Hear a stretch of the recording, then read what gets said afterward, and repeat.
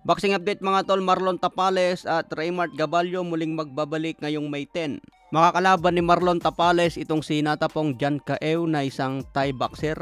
May kartada ito na 12 wins, 8 KOs, may 3 talo. Mukhang baguhan pa itong makakalaban ni Marlon Tapales mga tol. Comment event naman ang laban ni Raymart Gaballo versus Kenbon Torres. Isang Meksikano naman itong si Torres, may kartadang 13 wins, 9 KOs, may 5 talo. Matindi rin itong mga kalaban ni Raymart Gaballo. Kaya abangan natin mga tol, May 10 dito sa Pilipinas. Maganda itong laban ni Marlon Tapales dahil paglalabanan nila ang WBC Asia Continental Super Bantamweight Belt. Ito na ang simula ni Marlon Tapales sa kanyang muling pagbabalik sa Super Bantamweight.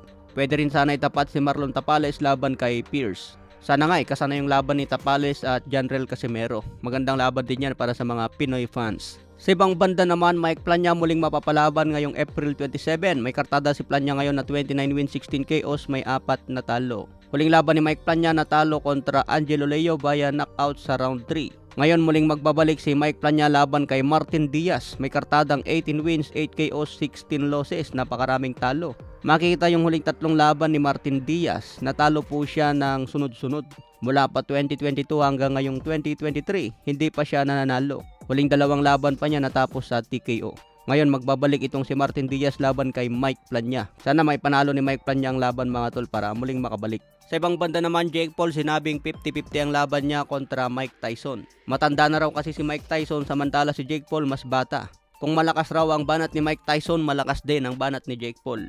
Ang kalamangan daw ni Jake Paul, mas kaya niya tumanggap ng malakas na banat kumpara kay Mike Tyson na may edad na. Kaya 50-50 daw ang magiging laban niya kay Mike Tyson. Exhibition nga lang ito mga tol, pero sinabi ni Jake Paul na isang tunay na laban ang ipapakita kay Mike Tyson. Sa ibang banda naman, Australian boxer na si Jason Moloney dismayado sa kampo ni Tim Tszyu.